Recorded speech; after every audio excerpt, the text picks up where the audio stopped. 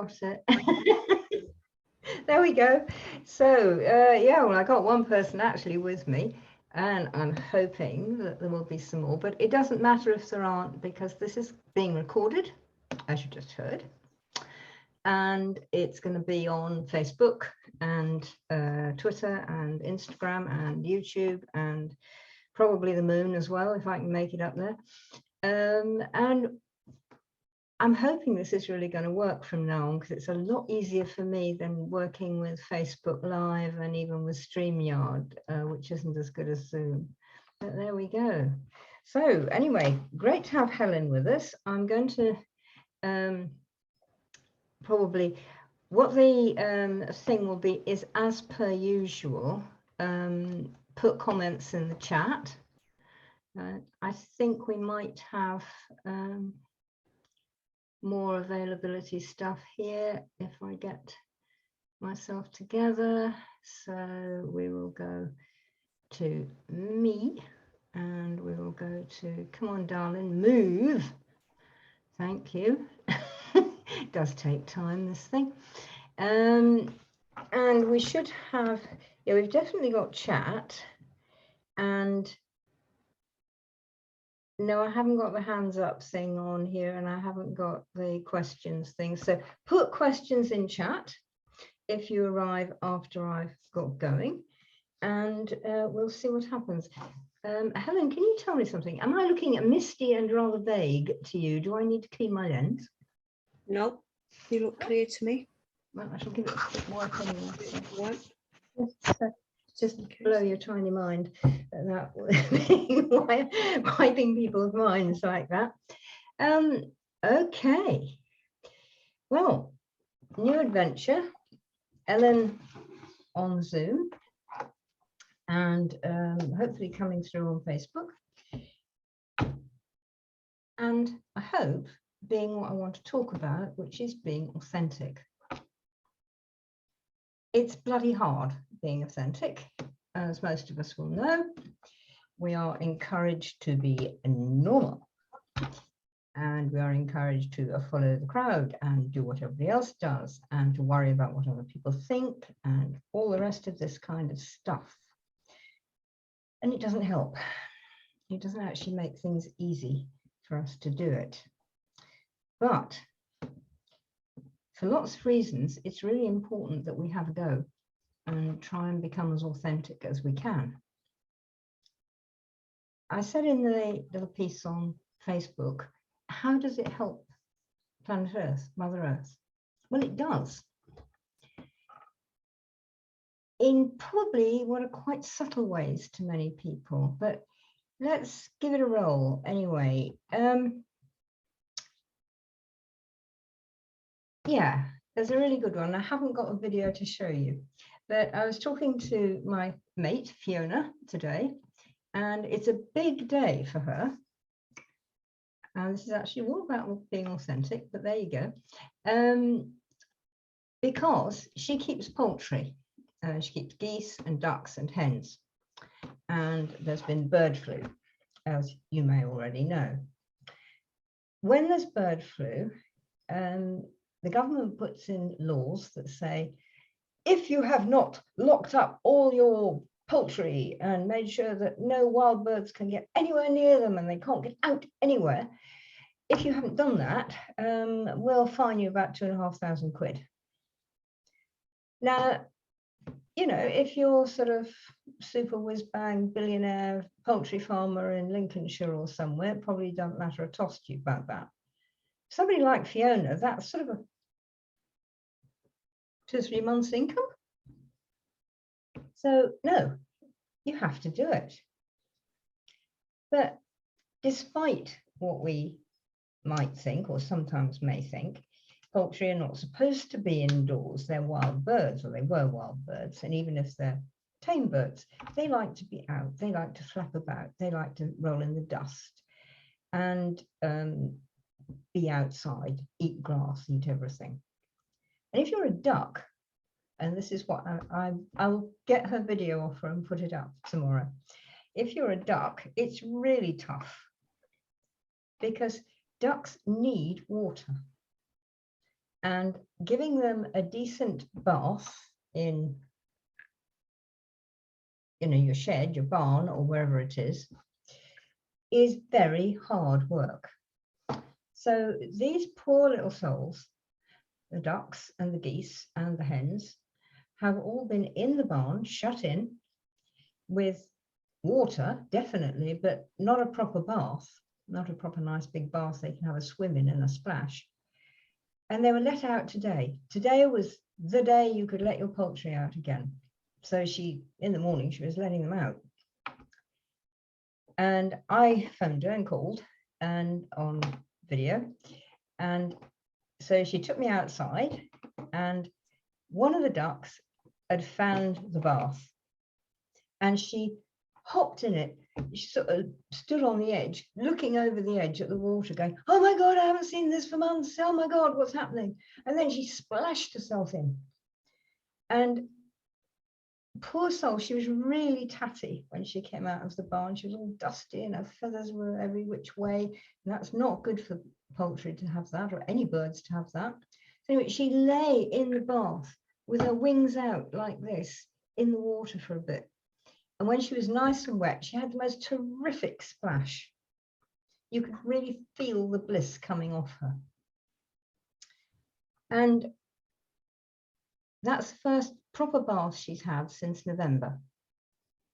So that must be pretty horrid if you're a duck. The geese were so terrified, Fiona had to almost chase them out to get them out in the grass. And then they were standing out there going, oh my God, where am I? Oh my God, the sky, what? It's not good for animals. Now, why has this got anything to do with being authentic? Well, first of all, while Black Duck, who's the one I saw having her bath, and she's rather special to us, while Black Duck was in the barn, she was only half a duck. She couldn't bath properly. She couldn't preen properly. She couldn't be herself. Now she's out, she can. So that's just a little bit of like how modern life and rules and regulations have made life a bit hellish for her. So the next thing, why were they shut up? They were shut up because of bird flu. Now, various scientists with alphabet soup after their name, and I'm not saying that they're necessarily wrong, they've said bird flu is about this, that, and the other, and it is very contagious. It passes between birds quite quickly, or it can do. And so big poultry farmers totally panic because they've got maybe 1 million hens in a shed, or 3 sheds probably, depending on the size of the shed. Just imagine that for a start. That's not a good idea. And if the bird flu gets in there, and they're not very healthy because they're indoors all the time, they're in a room, they are so frustrated and full of angst, they peck each other to death. So they're not healthy in the first place. So it'll just go through them and they'll all die.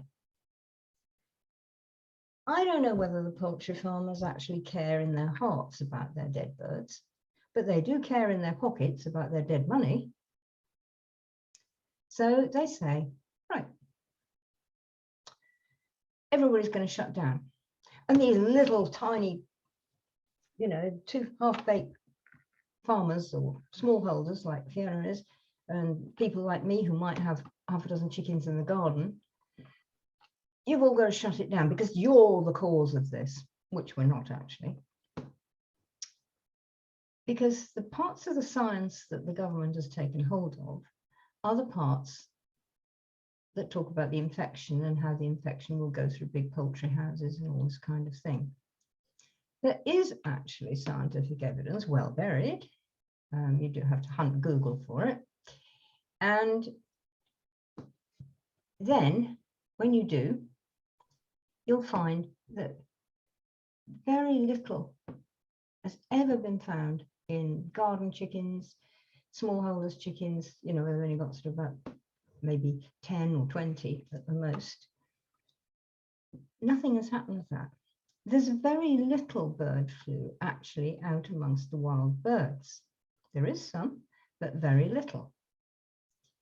So what? We're actually talking about what we have to do because somebody tells us to do it. Not what we know in our minds or in our hearts. We're actually doing as we're told. There's just a big thing which probably won't have affected most of you. Maybe a couple of smallholders out there, but not many. What else have we got? Some laws are sensible, some laws are debatable, but we have to follow them or else. There is always somebody around saying or else. We've got problems with ourselves. I can't be me necessarily. I can because I am, because I'm confident. But it's hard sometimes. Somebody sort of says to me, you know, are you worried about bird flu? Chickens? No. I'm worried about the chickens that are shut in, but bird flu, no, I'm not worried about it. Then there's all the stuff like other people, what do they think? Oh, if I start talking about magic, and if I start talking about shape-shifting, and if I start talking about journeying, I'll get, oh, she's all woo-woo, you know, oh, you know, she's really flaky. She's not really all there. She doesn't really live in the real world. So my opinions will be sliced. Whatever I have to say will be sliced by those people. And there are a hell of a lot of them. Now, I don't know, and I'd like you to think now about what stops you. What stops you being the real, authentic person that you are? And just as little starters for 10, do you worry about what other people think of you? Do you worry about losing friends or your job or your relationship if you come out with being the real you? And one which a lot of people think about is, well, I'd like to do it, but where do I start? Now, just have a few moments while you think about that. And if you're on here, put it in the chat. If you're watching in the recording, make a note to yourself and maybe put it in the comments, because it really helps other people when you say these things. Just think about how other people think of you. Does it matter? If so, when does it matter? Does it matter all the time or some of the time? Do you worry about losing friends? Might you mess up your relationship if you came out with a real you? And what about your job? Would you be able to keep your job? Would you be able to get your job? Would you be able to have your job if you were the real you all the time? And we'll leave the last one. Just worry those two in your head for a minute. And while you're doing it, I'm going to share my screen with you because this might help.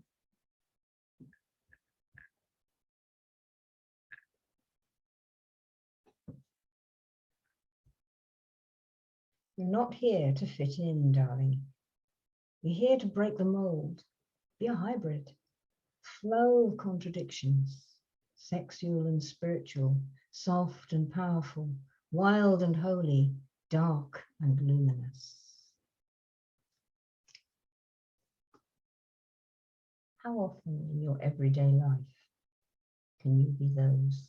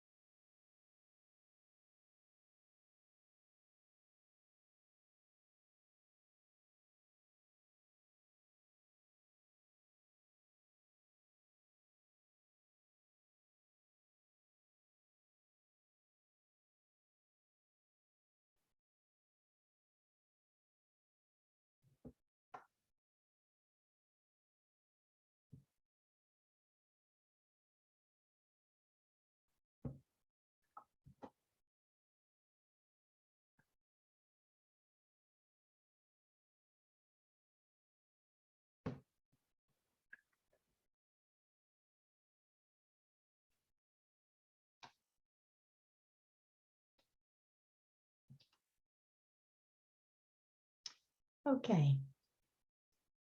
You've had a minute. That was the first thought. And remember, it's recorded, so you can always go back and watch again and think about it. But that was quite important. And it is quite important for all of us that we are all those things, that we are wild and holy. We are spiritual and sensual and sexual. We are all those things. It matters. And it matters to the earth as well as us. We'll get there again in a minute.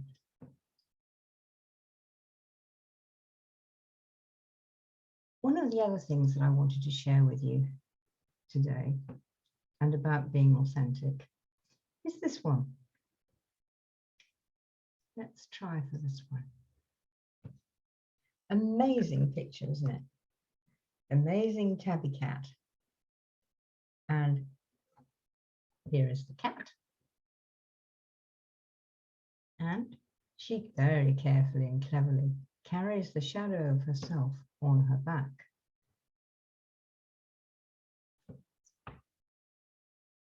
Our shadow selves are often denigrated.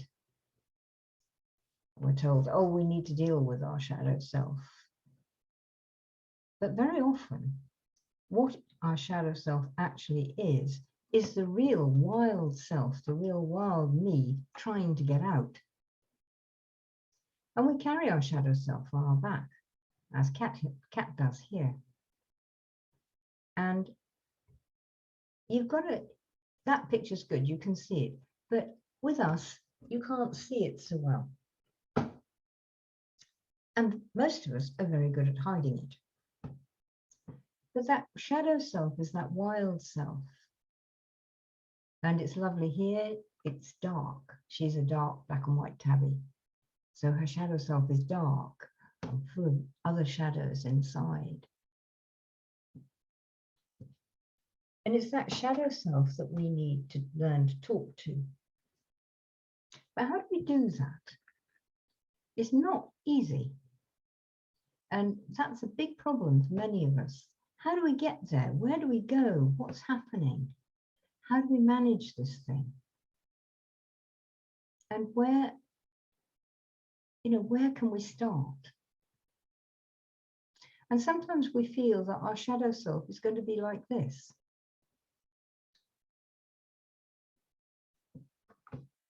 Now that was a real tree. He or she or he is not there anymore because, as you can see, she's old and broken and she has now fallen down. This picture was taken about 7 years ago now and she's gone. It's at one of my favorite places in the whole universe, which is on Exmoor, a place called Tar Steps, where it's on a walk around by Tar Steps. She was. And the trees there often produce incredible beasts. But that was a living tree. That was a wild tree. And now many people would find that scary.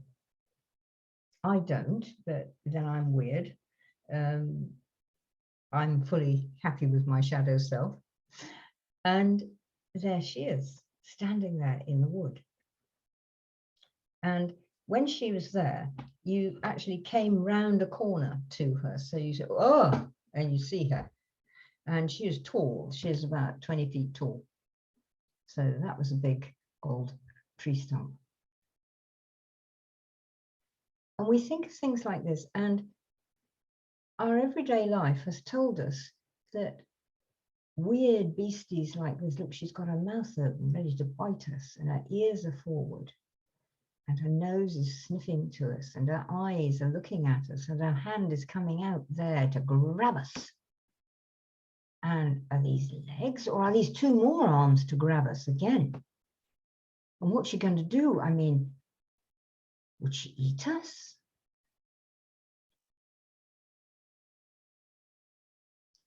We get all that, all through us.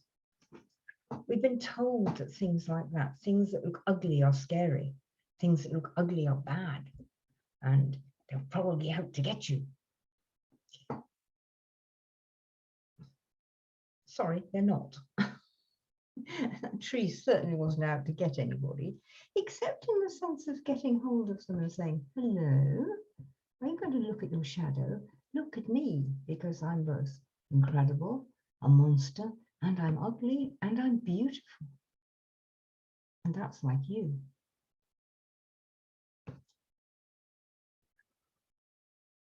It's facing those. Strange, isn't it? Odd. You know, you go to, I'm going to say, you go to one of the, say, the Glastonbury shops, or the same sort of shops in Stroud. Oh, this is the same sort. Sorry, I can't speak tonight. The same sort of shops in whatever town is nearest to you.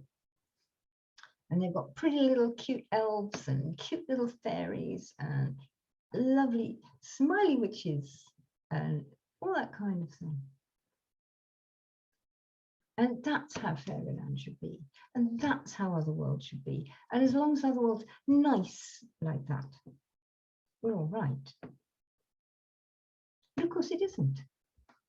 And frankly, I don't like the cutesies. You know, I think they're rather ghastly. And I just don't have them. And whether you can see around the wall around me here, I've got skulls hanging on the wall. I've got a raven's claw hanging from this drum, and feathers and all sorts of things. And I love them. I find them absolutely beautiful. They're dead things. That's fine. They're just like our ancestors had.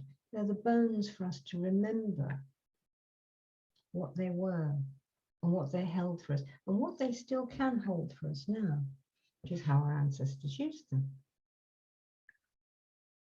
So what else have I got to play with in here? Probably lots of stuff, if I can find it. Let's have a look at one of this. No, that's not what I want quite yet.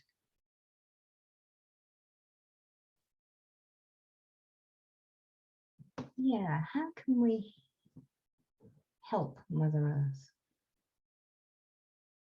Mother Earth's in a state, as you know, and it doesn't help at all.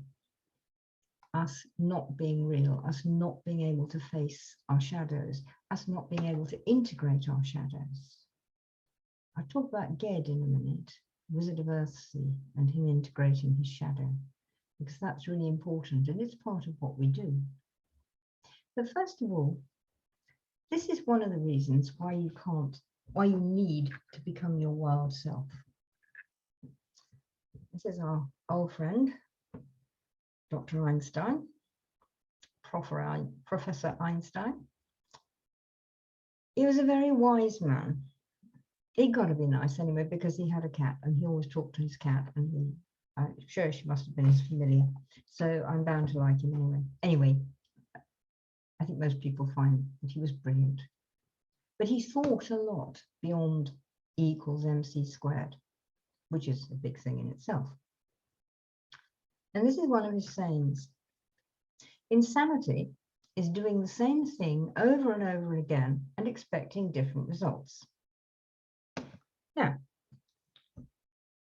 I suggest that you absolutely torture yourself for 10 minutes and find a news program, any news program will do, and watch it for 10 minutes.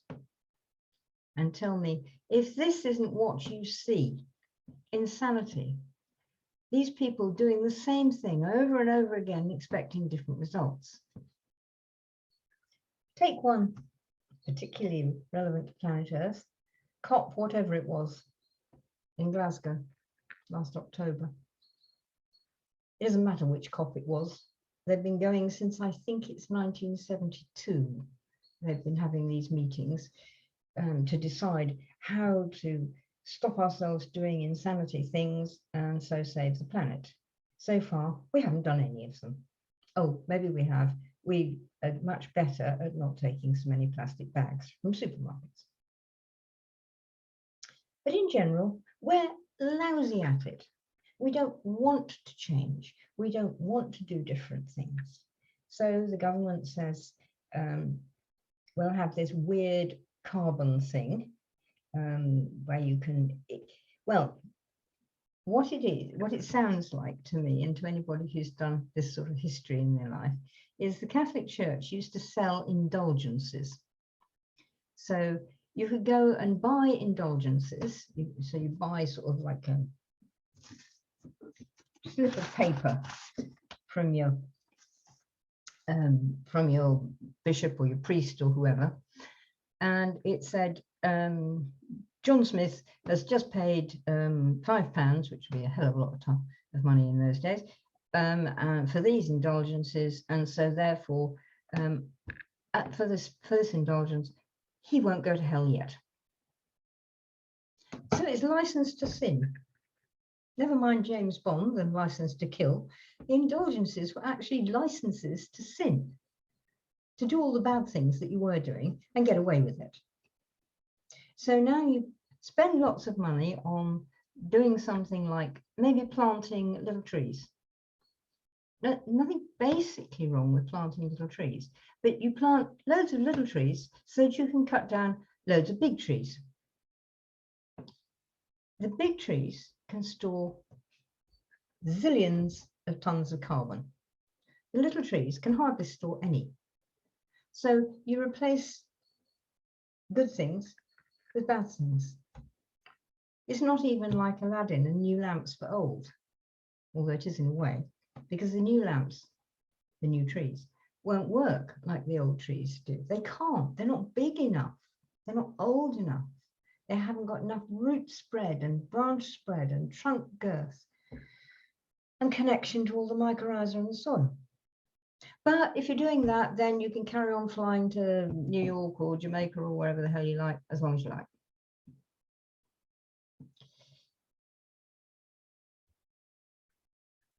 There's a thing, but we let it happen because we don't know how to stop.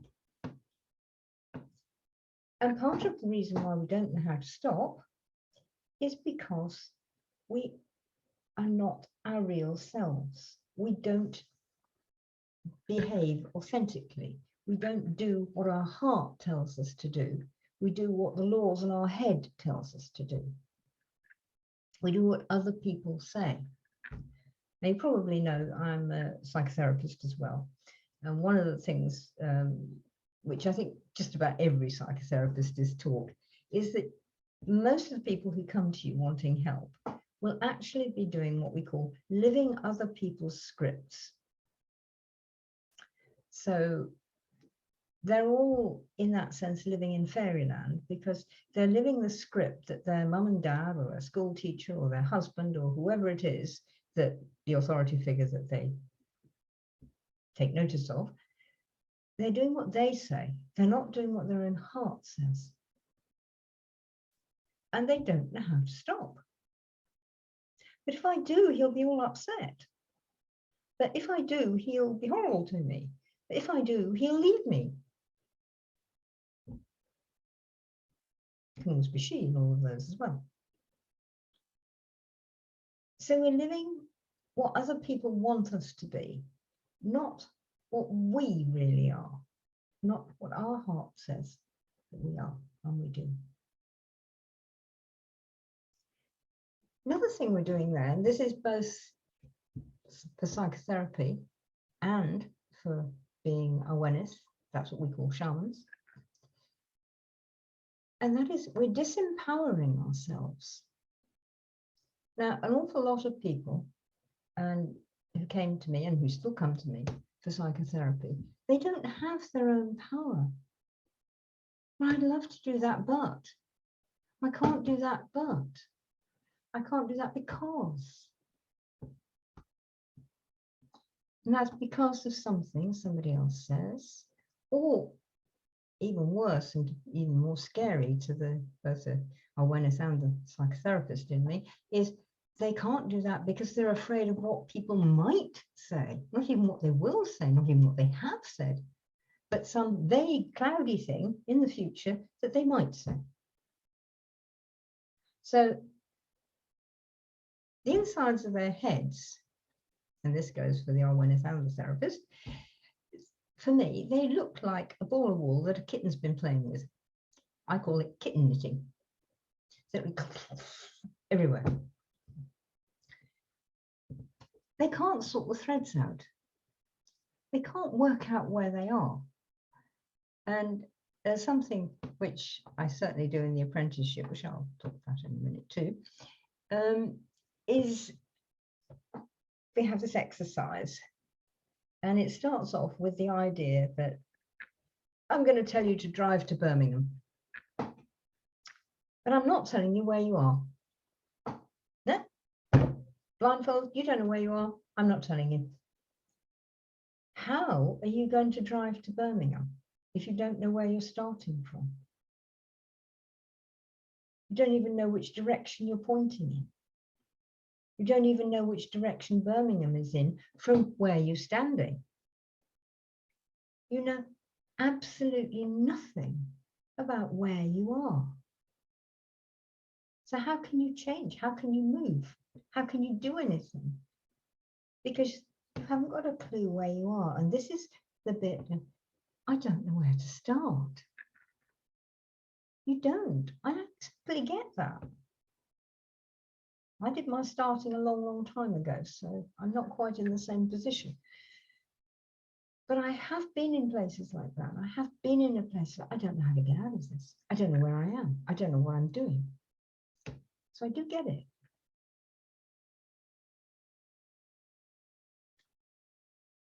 How can I start to look for and find my wonderful, wild at heart shadow self and integrate myself with my shadow if I don't even know where I am and I don't know where the shadow is? I haven't even got Birmingham on the map. Haven't even got a map. I said I would talk to you about a story. I don't know how many of you have actually read Wizard of Earthsea. If you haven't, it's well worth it. Give it a read. And it is very, very, very, very, very umpteen times much about the journey of the seeker, the journey of the apprentice. And everything that Ged is, that's the hero. And he's a wizard, and he's magical. He's already magical. Everything that he is everything that all of us are at some time in our lives. And so you read the story through and it unfolds. And if you're reading it really consciously, you can say, I've been there. I've done that. Ooh. Might not want to say it in front of anybody else because there's another thing, we're ashamed of it. Another big hang up that is going to stop us being our true selves because we've done things we're ashamed of. Hands up the person who has not done something they've been ashamed of. Goodness me, I can't see a hand in the place. Not surprised. So, Ged travels to find this shadow self. He doesn't even know it's what he's looking for when he starts off. And he gets into all sorts of trouble. And eventually, he sets off into the sea, into nowhere, with his dragon-eyed boat. Look far. And he sets off not knowing where he's going. He does know where he's come from. That's true. And he's been with his old teacher from when he was a wee boy. And they talked the night before, and Ged now knows what he must do. That he must go. He must go out there. And so he writes in the hearth, Master, I go hunting. And he goes hunting for this shadow. He doesn't yet know that it's actually his own shadow. He may have inklings of it in his head, but he doesn't yet know. He doesn't know that it's on his back like the cat. And in fact, for him, at that time. It's not on its back. It's got completely lost, like Peter Pan, who completely lost his shadow when his nurse slammed the window down on it and it went off on its own, and he went off on his own without the shadow. You had to go looking for it too. So Ged goes off and he eventually finds his shadow in this place of shadow where it's neither light nor dark. It's nothing. There is no sea, but there is sea. There is no waves, but there is waves. There is no sky, but there is sky. But there is nothing but this dimness. And he's in the middle of the ocean, but he's not. He's able to walk. It's somehow dry land. And he gets onto this imaginary, non-existent, magical island. And he walks towards his shadow. And his shadow in the book actually looks quite like this. And he walks towards his shadow. And his shadow walks towards him. And they're both holding out their arms. And they embrace. And they whisper each other's name. And that name is the same for both. That name is Ged.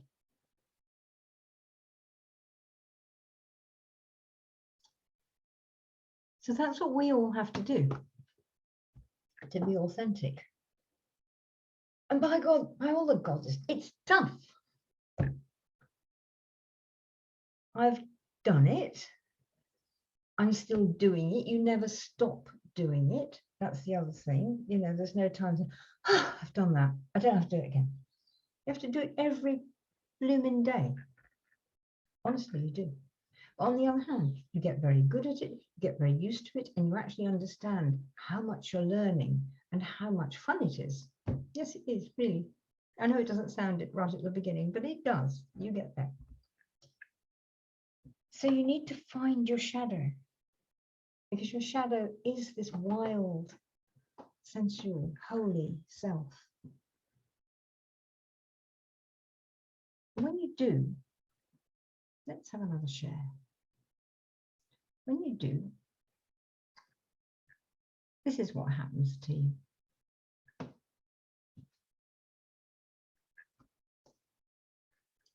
You go back to the wild. She went back to the wild. She finally remembered. She was it, and it was her.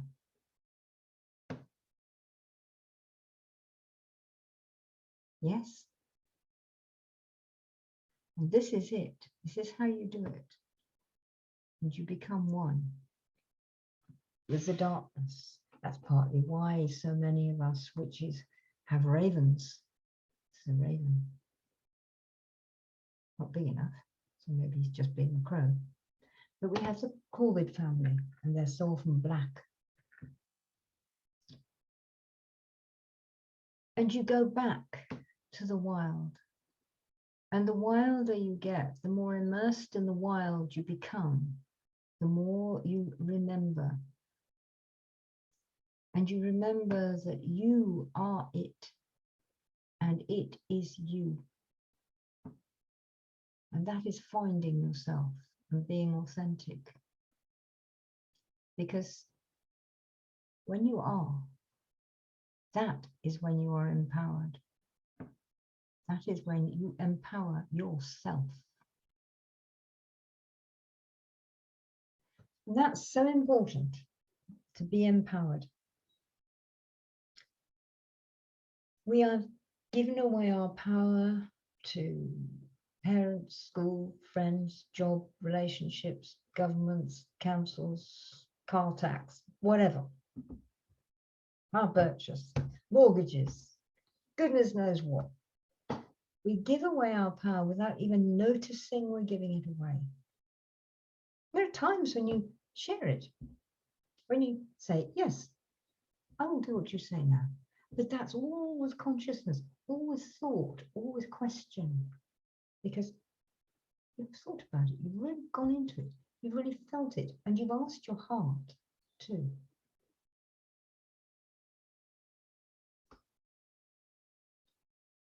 you take your own power back.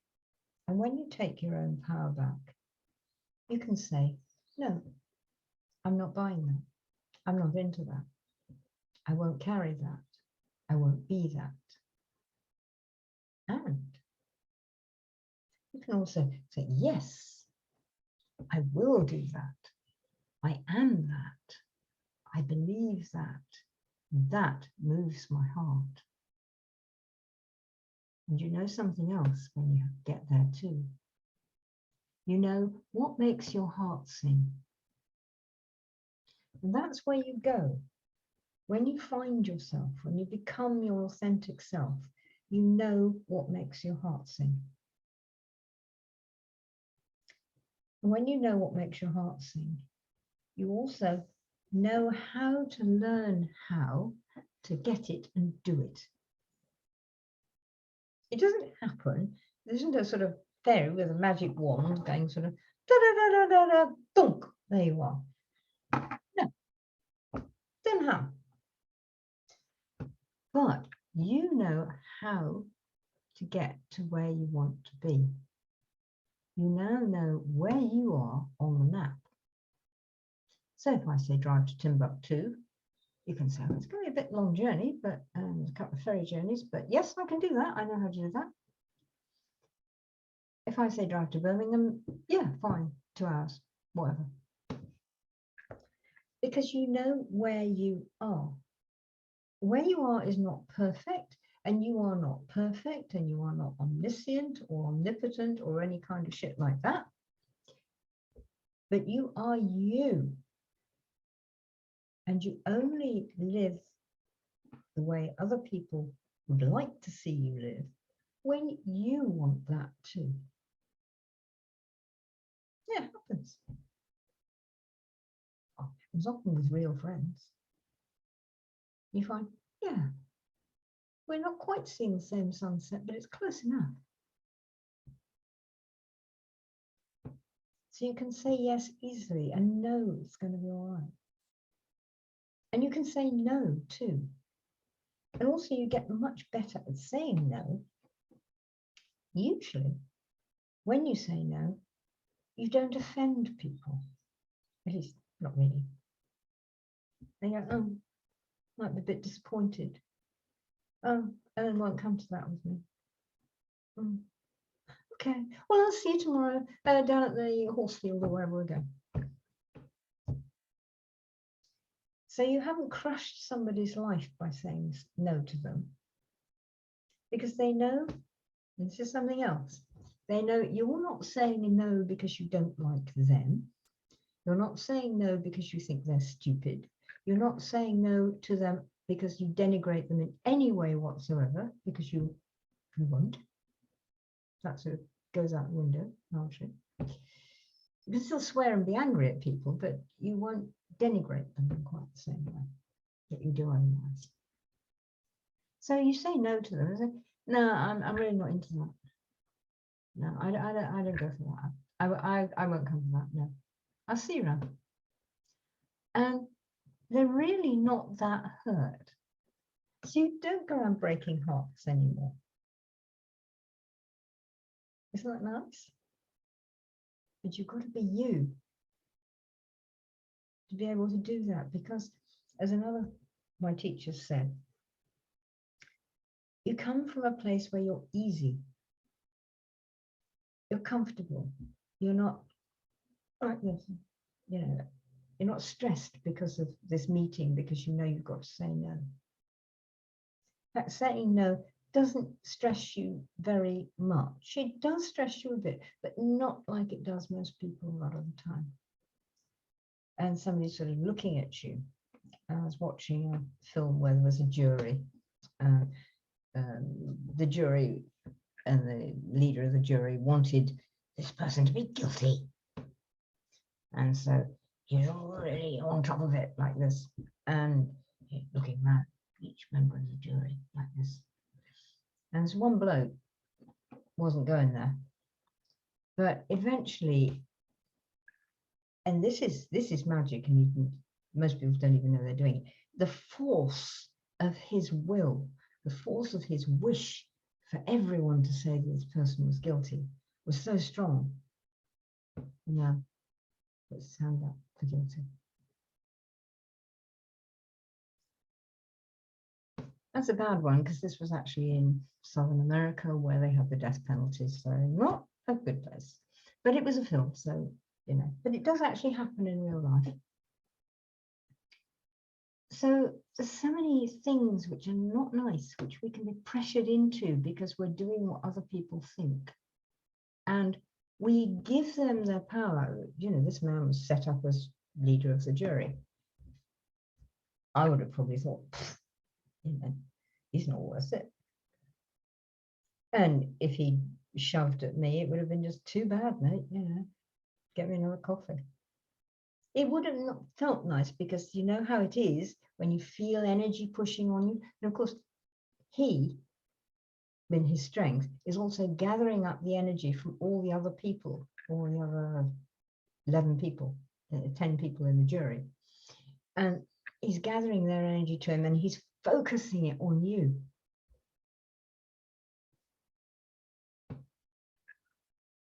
That happens. Okay. Next time there's a politician, any old politician, doesn't matter, probably, might be one or two who does, on the TV, watch them. Watch how they gather energy and then they focus it where they want it to go. And we let them. And it's not nice when somebody does that to you. And it's not nice that they should do it, but it doesn't feel good either. When you are your authentic self, you are sufficiently in your own power that you can go, no. And your own force field can come out there and it will stop it. Again, we do exercises to show you how that works and to show you how you do it in the apprenticeship. In fact, that's really what the apprenticeship is all about, you becoming you. When you're you, then you can learn a whole bunch of stuff of how to help other people be themselves too. Because that's what magicians are, Arwenesian, that's our plural, shamans are about. We're about enabling people to be themselves, to stand in their own power. We don't want a bunch of acolytes. We don't want a bunch of people who do what we tell them. Well, some people may, but they're not Arwenes. They're not shaman. They're not witch. Not if they want that. They're not very nice people. Because that, when you want people to bow down and worship you and blah, blah, blah, all that stuff, that is power over. That is like that leader of the jury, focusing, do what I say.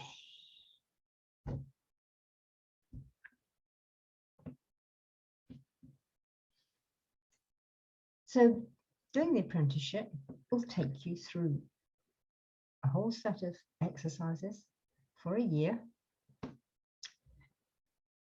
Work, meditation, journeying, talking with your friends, working as a group together, all sorts of stuff, where you will find out where you are standing, you know, where you are on your own map, so that when you decide you want to drive to Birmingham, you know the way.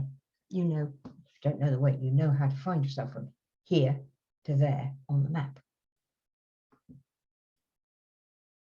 Your map. You take hold of that ball of kitten knitting in your head and you learn how to take it out gently without killing anything. You're not being vicious, you're not being horrid, you're not exorcising anything. Take it out gently and gently and gently. And we call it, we're putting it in a cauldron. And we're allowing it to separate out. And it's a form of composting that we do. So we spread out all the composting. Imagine all the contents of your kitchen caddy. Yes, I know what mine looks like. And it's like that. there's all this stuff that you don't even realize you're holding inside yourself. And, I've been thinking, the roots of that, my God, that goes back to when I was 3 and my mum said so-and-so to me. Not to blame your mum, it's what happened and what you felt and saw at that moment. We're not putting blame on anyone. We're finding out roots. Any gardeners out there? Well, and I was out there rescuing my strawberries last Thursday with a friend. And there's a lot of couch grass in that bed. And some of the plants, we had to dig the plant out and take it up with its roots and then carefully pull out all the strands of couch grass. And the poor plant's roots were in the air for a little bit, not very long. And then we gave them a drink and we put them back and some rescue remedy and the rest of it. But for a little while, that plant was naked and it was out of its roots, out of its earth. We helped it get rid of all the grass that was choking it and strangling it, and then planted it back with some nice food, horse muck in this case, and again, lots of water and lots of fuss. And the next day it rained, which was really nice. And that's what we do with ourselves. That's how the composting works. And we took the couch grass and it's now gone in the compost bin. And it'll take some time to process, but it'll come back and bring itself back to being good soil that will grow new strawberries or new couch grass. It will grow new plants. And that's what we do with all the shit that we carry inside ourselves. And that's part of what we do on the apprenticeship. We keep on doing it. And we learn how to do it better and better and better. And we learn how to say no, how to say what we want. There's lots of choice on the apprenticeship. Yes, I give you the lessons. Yes, I give you the suggestions. Yes, I will tell you what has happened in my own experience in certain cases. And most of what I ask, most of the work that I do with people is, oh, what, I don't know what to do about so-and-so. So, well, what about so-and-so? Tell me about so-and-so. What does so-and-so actually feel about that? So they're pulling this kitten knitting apart again for you, or helping you pull it, giving you the right finger grips in the right places on the knitting. And by the end of the year, because it starts in October, well, it starts with the pre-course work in September, so you get 13 months. And it comes right round to Samhain again at the end of the year. And by then, you know who you are. You know what makes your heart sing. You know roughly where you're going, where you want to go on your next step. Quite often the students want to carry on and they go on to do the Rainbow Warriors. Not always, but sometimes, but very often they do. So then they're themselves and they can go on and they can learn how to be really useful. There's loads of personal learning that always goes on. Whenever you learn anything, you learn more about yourself. Always. I don't care whether it's gardening, maths, physics, painting, writing, whatever it is. You always learn about yourself. Read biology. That's really good. You learn tons about yourself in biology. And you learn about your own emotions and feelings in there as well.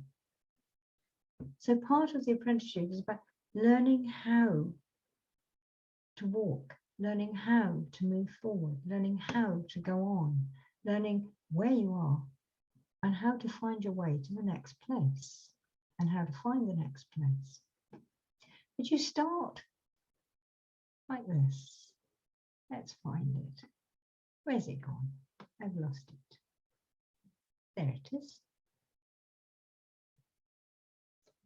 You start like this, like Ged. There you are, on a road, and you can't see ahead. You don't know what you're walking into. It's light and bright and misty, but there's darkness there too, and you can't tell. And all you've got is you. There's just you. With the clothes that you need and the things that you need in your pocket, and you're heading off. And you don't know where you're going, but you know you're going. And you know that your feet are on a path, and that the path will stretch out in front of you, and you will be able to keep to it. Though you'll fall off and fall in the ditch every now and again and trip over a bramble and all this kind of stuff. Everybody does. I do it every day. But you know how to keep on walking. And that's how you find your true, authentic self. You set off on the road and you don't know where you're going. And hopefully you've got some friends around who have walked the path before and know a bit about what's going on, know how to find themselves, so they can say, oh, well, you know, I mean, I'd have a chat with that bramble before I walked over it myself. I don't know quite what's in that ditch. Perhaps if you stopped and had a look in the ditch first, it might help. And so this is what you do. However you do it, this is what you do. You go off into what is apparently nothingness. And every tradition around the world does this. You go and look at their stories. They do. So it's a journey to find your authentic, true self. It's a journey.